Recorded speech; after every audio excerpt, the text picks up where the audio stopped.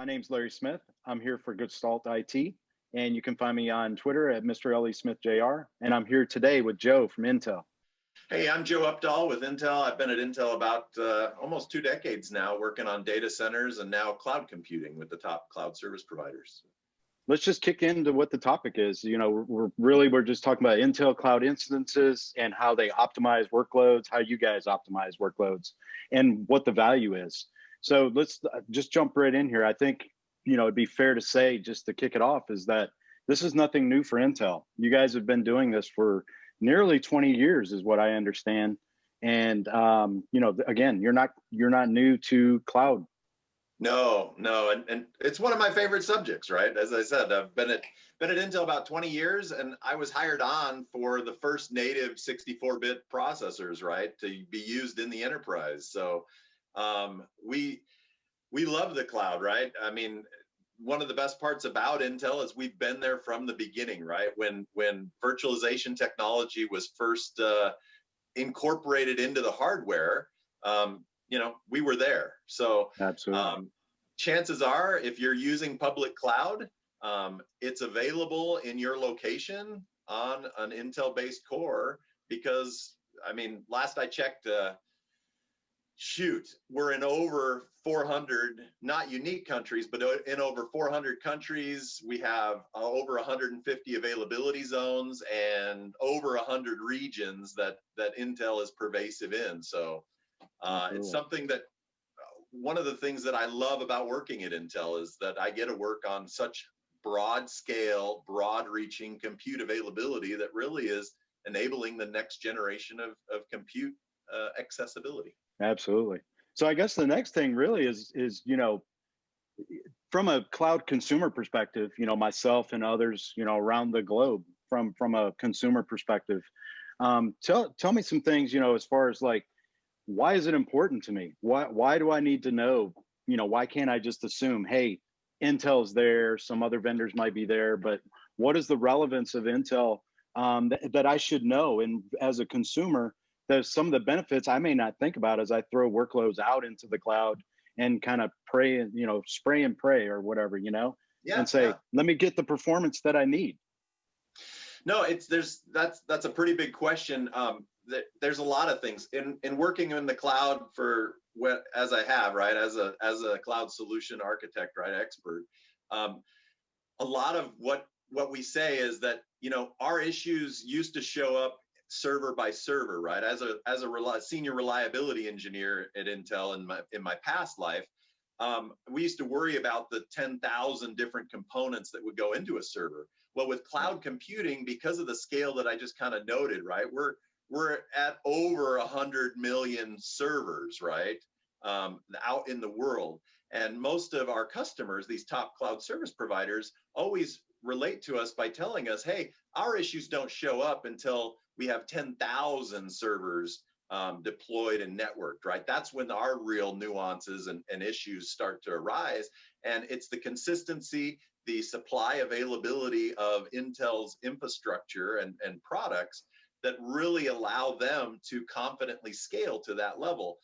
That also plays into as you're going to either be born on the cloud with your own software, or as you're looking to scale your own enterprise or small, medium business, right, into the cloud, or even just your own virtual desktop, that consistency of Intel architecture means that you can go to all four corners of the world or any of the regions and trust that it's going to perform the same, either with one virtual machine or 10,000 instances clustered together, right? It's consistent, right? And not a lot of people consider that, but I can tell you it's a major consideration for the cloud service providers who are signing up for these service level agreements anywhere in the country and extending the cloud into the Internet of Things, right? And where the cloud is going. So it's a very, obviously I'm passionate about the subject, Larry. So. Absolutely. And we could go on forever for sure. And, and Joe, you actually, you actually hit on something right there. How can I ensure, as a consumer, again, going back to the consumer perspective, how can I ensure that, hey, when I go to Google or I go to Microsoft or Amazon for my cloud instances, that I have kind of that seamless experience from an Intel perspective as far as features and functionality that I might receive. I might assume, yes, it might be. I'm just really looking at, is that a true statement?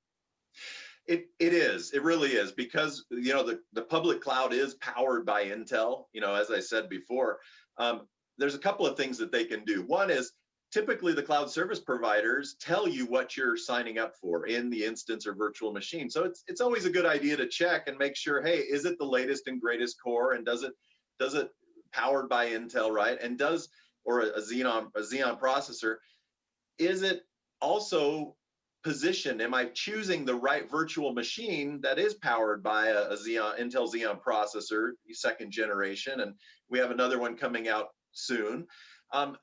There's also, we've been looking a lot at a lot of different workloads like analytics or databases or web services or even bot services, right? As people refactor. And as you go out and migrate, or you're consuming large scale within the cloud, you're going to go, and it's an ongoing maintenance. So the key there is, there's also more performance or more availability or better service as you tune your workload. So there are specific instructions for AI or for security that Intel has started building into the latest generation that can add up to significant performance gains. And that's one of the things that I get a showcase in my current role that I love about the cloud, is there's always more that you can do if you're willing to look under the hood. The good news is that if you're not willing to look under the hood, chances are you're going to benefit from that consistency of scale that Intel powers the cloud with. That's awesome. And just real quick, and kind of what you're talking about as well. How does that play into VDI? I mean, we all know the pandemic. Let's say, we are where we are. Everybody rushed to the cloud and put their VDI instances so they could get remote workers, access to things and et cetera at scale. Kind of what you were saying a second ago, how does that play into VDI? Well, so VDI is the reversal of that coin, right? Because the cloud has been around for so long, and because the cloud has been built on Intel, in a lot of cases, virtual desktops don't require enterprise class stuff that we've built in from the beginning over the last 20 years, right? We've always been in the data center, right? Ever since we took the Pentium and started converting it into a server class and started building in error correction code and enterprise class security, those types of features, right? So when it comes to VDI, you're really just virtualizing the desktop infrastructure, right? And so the best place to start that we've found in the testing, right? The opposite end of the coin is you can get up to 30 times faster, right? With AI inference on an enterprise class workload by leveraging the latest and greatest instruction sets. With VDI, you're not going to need that AI in some cases, right? It'll be nice to have if you need it, to know that you can scale to that new latest and greatest enterprise class processor core available on a virtual machine. But with VDI, chances are it's running a client productivity suite, right?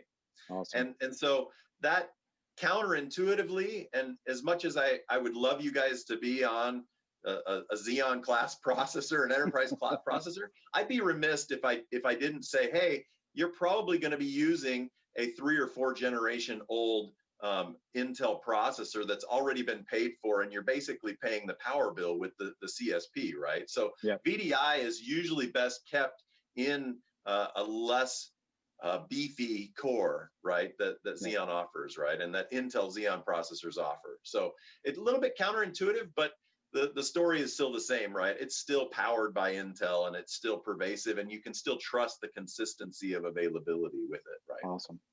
Thanks again for joining. This is Larry Smith for Gestalt IT. And thanks so much, Joe, for joining us and part of this conversation.